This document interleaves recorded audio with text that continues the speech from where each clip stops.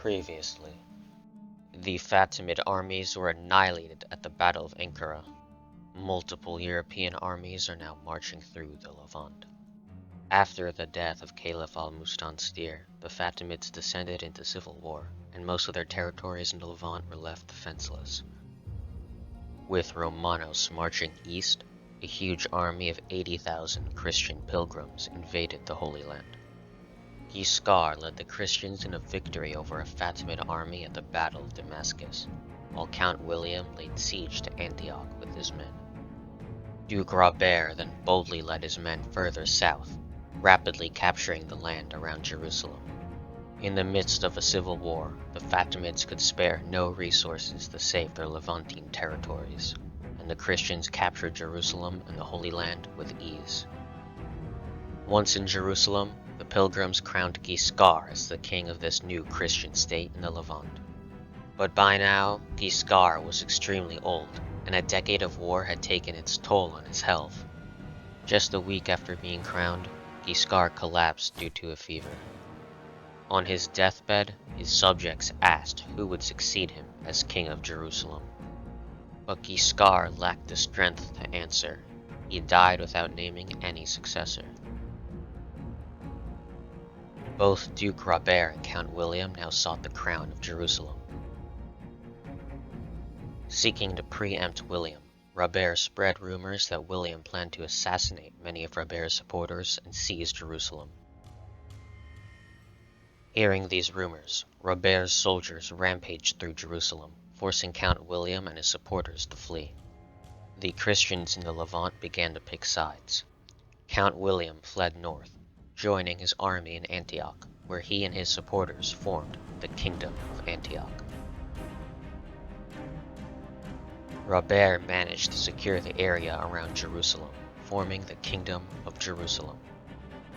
In the north, a third Latin Christian state rose out of unoccupied territory of the Roman Empire, becoming known as the County of Adana. While this was going on, Romanos was campaigning in the east, having just rapidly reconquered several territories from the Seljuks.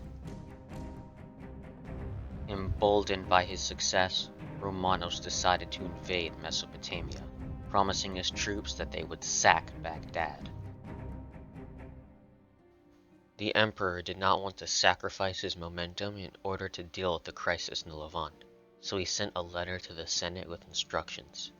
By this point, the Senate had become divided into two factions. The first faction of senators were named the Diogenists, after their ardent support for Romanos. They were led by the Jewish philosopher and politician known as Simeon. The Diogenists were an alliance of the military establishment, the merchants, and the lower-ranking nobility of the Roman Empire. These groups greatly supported the increase of the Senate's power under Romanos, as the reforms gave them more prestige and privileges within Roman society. John Ducas led the other faction of the Senate, which consisted of supporters of the Ducas family. They resented the Senate's new role under Romanos, and desired a return to the old system of governance. Romanos' fiscal policies made him unpopular with the common people of Constantinople.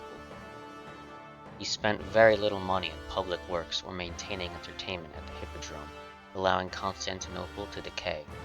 Furthermore, his 10 years of war taxes had significantly hurt the population, sending the empire into a recession. John Ducas won the support of the common people by advocating for the end of Romanos' endless wars, the lifting of the war taxes, and increasing government spending on public works and the Hippodrome. John Ducas used his personal fortune to recruit many commoners into a private army that patrolled the streets of Constantinople, dealing with the increase in crime as a result of the city's urban decay. Using his influence, John Ducas obstructed the Senate's efforts to send supplies to Romanos. He made up a somewhat plausible excuse about the new province of Apulia needing supplies to justify the filibuster. However, the worsening situation in Adana forced John to compromise with the Diogenists. Two armies departed Constantinople. One traveled to Adana, with orders to restore order in the province before joining Romanos. The second army went to Apulia, where John believed they could be of no use to Romanos. Undeterred, Romanos and his army invaded Mesopotamia, first attacking the city of Mosul. At the siege of Mosul, Andronicus managed to lead a small team of his household guards over the city's walls, opening the gates for the army. Andronicus's exploits won him much renown, making him a larger-than-life hero akin to Romanos. As the Romans moved through the Mesopotamian countryside, they discovered tons of treasure. Nearly every night during the campaign, Romanos partied with his men, drinking and playing games well after dusk. They were having the time of their lives.